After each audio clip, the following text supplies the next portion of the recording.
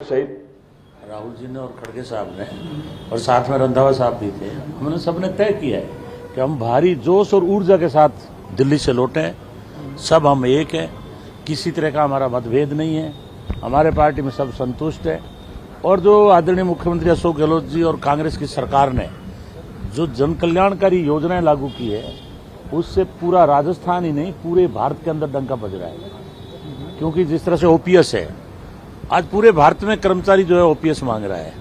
आज चिरंजीवी योजना 25 लाख की, पूरे भारत में कहीं भी ये योजना नहीं है। 100 यूनिट बिजली, इसका बहुत बड़ा महत्व है आम किसान के लिए। 2000 यूनिट बिजली में ट्यूबवेल के लिए किसानों का इससे बहुत बड़ा लाभ हुआ है। दुर्घटना पे 10 लाख। तो ये योजना ऐसी योजना है जो पूरे भारत में बहुत कम स्टेट के अंदर आपको देखने को मिलेगी।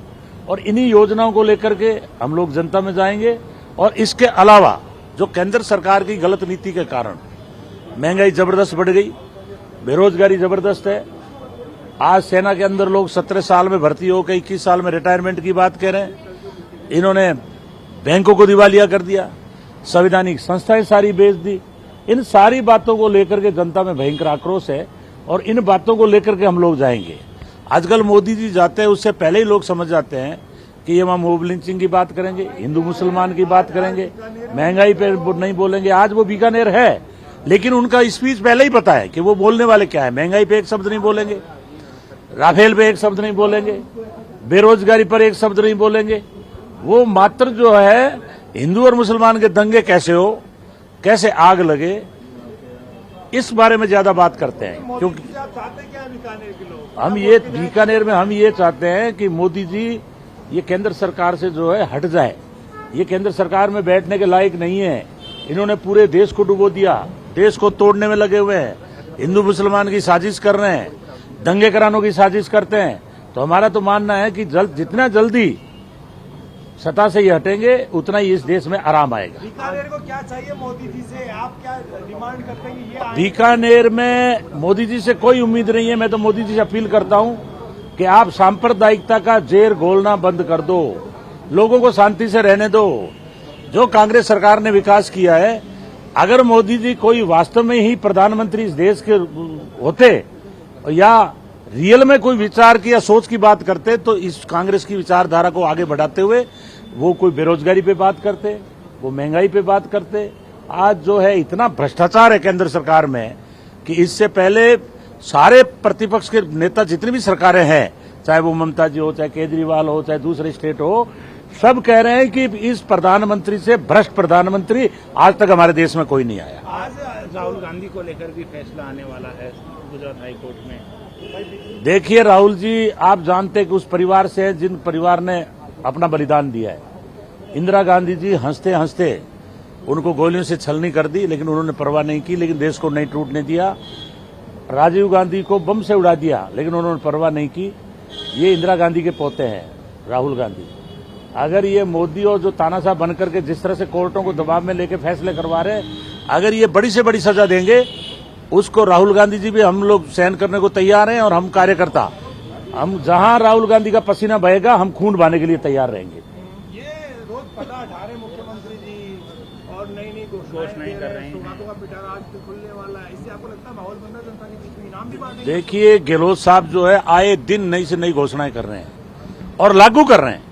जैसे 100 यूनिट बिजली है, लागू हो गई। 2000 यूनिट बिजली ट्यूबवेल पे लागू हो गई। ओपीएस लागू हो गया, चिरंजीवी योजना लागू हो गई। और भी आप दिन प्रतिदिन देखते जाओ, क्योंकि इस देश में लोगों को रोटी की जरूरत है, लोगों को रोजगार की जरूरत है, लोगों को भाईचारे की जरूरत है। ये मोदी जिस तरह से देश में विघटन पैदा कर रहे हैं, इस देश में जरूरत नहीं है। ये डॉक्टर अंबेडकर साहब ने जो संविधान बनाया है, उसमें समानता, स्वतंत्रता और बंधुत्व की भावना है। तो ये कांग्रेस पार्टी उस संविधान को लेके चल रही है और भारतीय जनता पार्टी संविधान को नष्ट करने में लगी हुई है। ये हमारे जो जितने भी महान नेता हुए, चाहे वो पंडित जवाहरलाल जी हो, चाहे महात्मा गांधी जी हो, सबकी विचारधारा को खत्म करने में लगे हुए हैं। और हमारा चैलेंज है भाजपा और आरएसएस के लोगों को कि आपने गांधी जी को गोली मारी थी, लेकिन गांधी जी की विचारधारा आज भी जिंदा है। आज ये जब विदेश में जाते हैं मोदी जी, तो ये कहते हैं मैं महात्मा गांधी के देश से आया हूं, मैं बुद्ध के देश से आया हूं।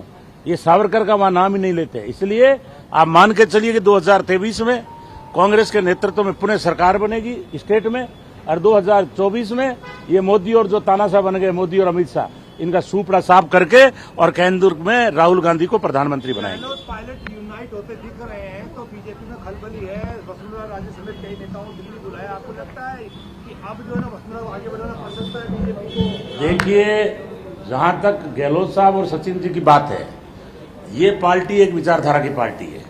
हम सब विचारधारा से जुड़े हुए लोग हैं और हमारा केंद्रीय नेतृत्व अभी कोई मुख्यमंत्री का चेहरा घोषित नहीं कर रहे हैं। हमारा जो भी घोषित होगा वो चुनाव के बाद होगा। और पायलट साहब और गहलोत जी में अब कोई किसी तरह की दूरी नहीं है। उन्होंने साफ स्टेटमेंट दे दिया कि मैं पार्टी का सिपाही हूं, जो पार्टी निर्देश देगी उसके अनुरूप होकर काम करेंगे। हम सब एक हैं और 2023 में पुनः कांग्रेस की सरकार बनाएंगे। मुख्यमंत्री का चेहरा गहलोत नहीं अभी जो है तय कर दिया केंद्रीय नेतृत्व ने कि हम हमेशा, यही हमारा पैटर्न है कि जीतने के बाद एमएलए से तय करते हैं, एमएलए तय करते हैं कि हमारा मुख्यमंत्री कौन होगा, उसके बाद ही हम मुख्यमंत्री घोषित करते हैं।